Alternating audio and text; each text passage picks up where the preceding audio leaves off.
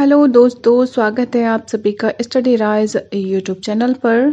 Study rise YouTube channel पर sociology और political science के प्रैक्टिस सेट करवाए जा रहे हैं जो आपके आने वाले एग्जाम जैसे पीजीटी, नेट, जेआरएफ आदि के लिए बहुत ही उपयोगी साबित होंगे।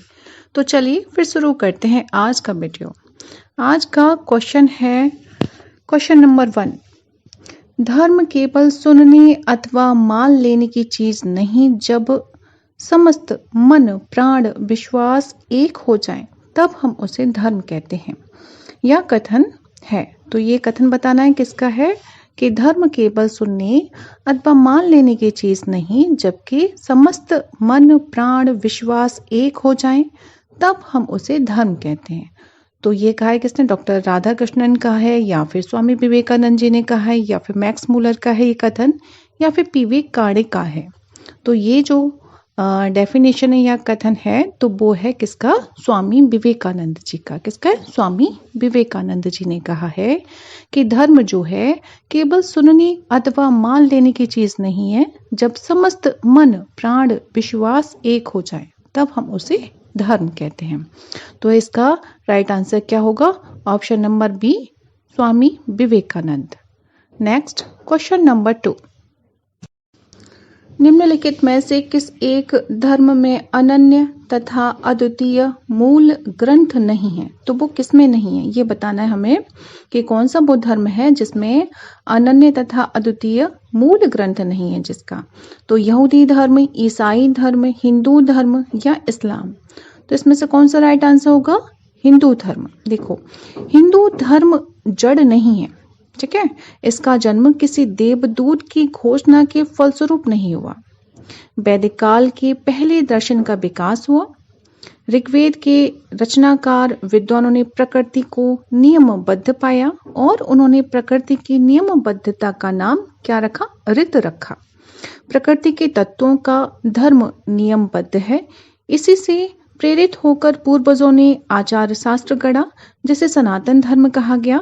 हिंदू धर्म पर किसी ग्रंथ का बोझ नहीं है, ये कोई भी विचार अपना सकते हैं।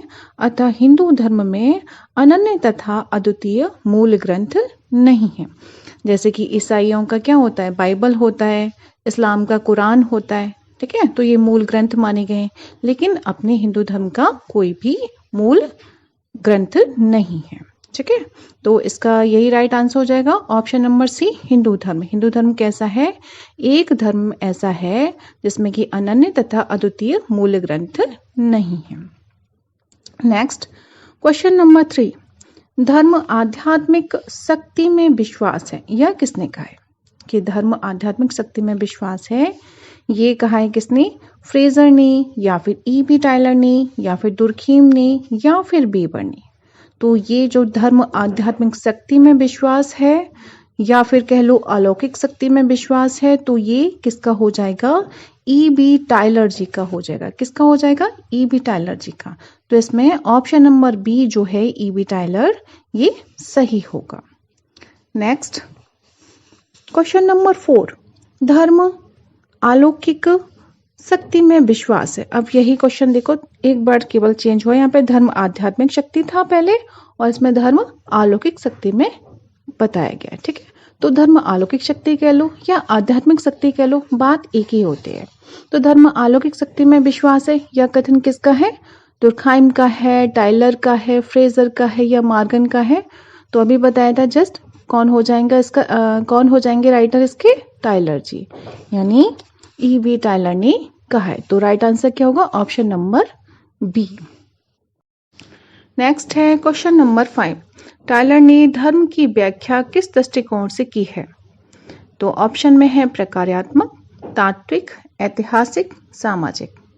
तो जो टायलर जी हैं उनके द्वारा जो धर्म की व्याख्या जो की गई है वो कैसे की गई है? तात्विक दृष्टिकोण को उन्होंने रखा है, यानी कि तात्विक दृष्टिकोण को प्रस्तुत करती है उनकी धर्म की व्याख्या। टायलर के अनुसार धर्म जो है वो देवी देवताओं तथा अन्य अधिमानवीय प्राणियों जैसे पूर्वज अथवा आत्माओं के प्रति विश्वास तथा इनमें संबंधित कर्मकांड है, ठीक है। उन्होंने क्या माना है कि जो देवी देवता हैं धर्म में तथा अन्य और जो भी मानवीय प्राणी हैं, अन्य अधिमानवीय प्राणी हैं, जैसे पूर्वज हुए हमारी या फिर अथवा आत्माओं के प्रति, ठीक है, विश्वास तथा इनसे संबंधित जो भी कर्मकांड हैं वो उन्होंने धर्म माना है। इसलिए क्या है, तात्विक उन्होंने माना है। कैसा दृष्टिकोण है टायलर जी का? तात्विक दृष्टिकोण है। तो ऑप्शन नंबर बी इसका राइट आंसर होगा। नेक्स्ट है क्वेश्चन नंबर 6। धर्म अलौकिक शक्ति में विश्वास पर आधारित है जिसमें आत्मावाद और मानववाद दोनों सम्मिलित हैं। यह किस विद्वान ने कहा है? यानी क्या क्या बताया है? धर्म अलौकिक शक्ति में विश्वास पर आधारित है जिसमें आत्मावाद और मानववाद दोनों सम्मिलित हैं। तो वो किसने बताया है? हावेल ने, टायलर ने या क्यूवर ने या फिर जॉनसन ने? तो वो बताया है किसने? हावेल ने। किसने बताया है? हावेल ने बताया है।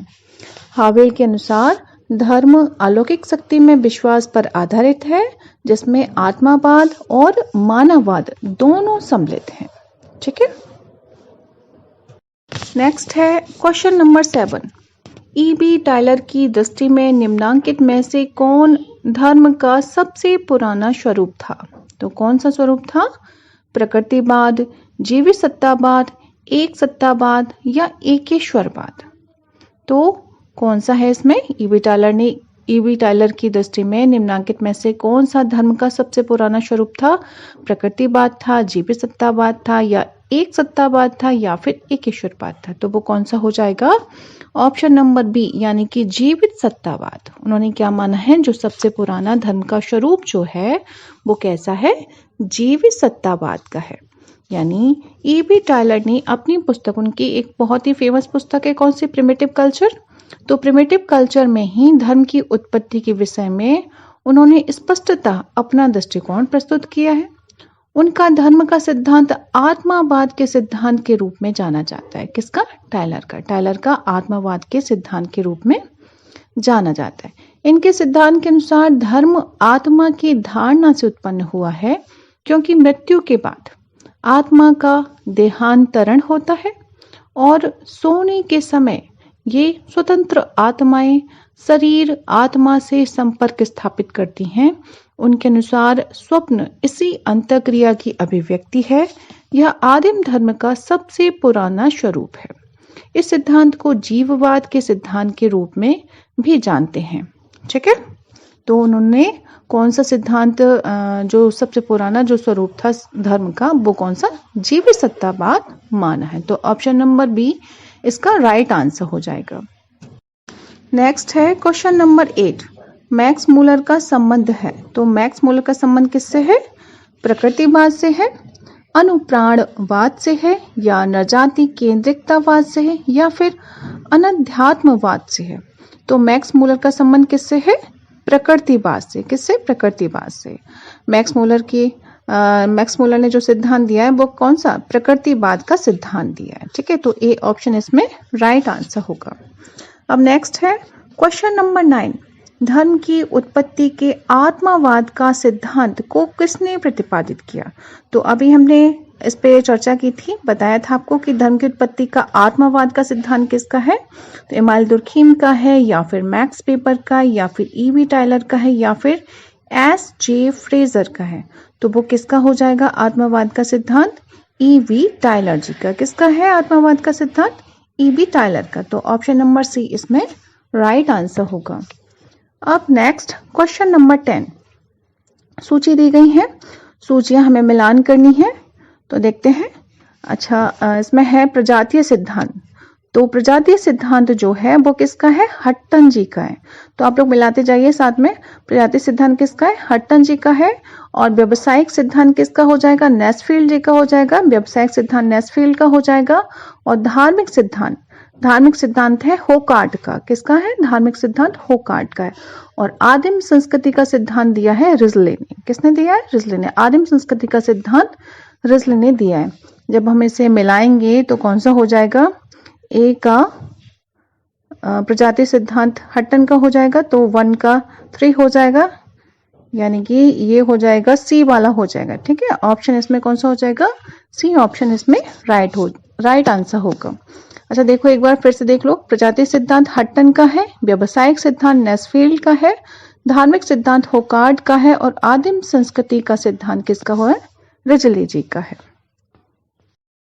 नेक्स्ट है क्वेश्चन नंबर 11।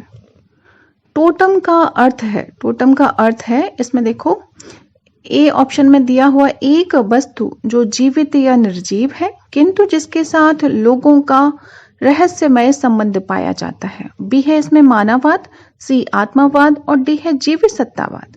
तो टोटम का अर्थ पूछा है इसमें, तो वो हमें बताना है कौन सा हो जाएगा टोटम का अर्थ?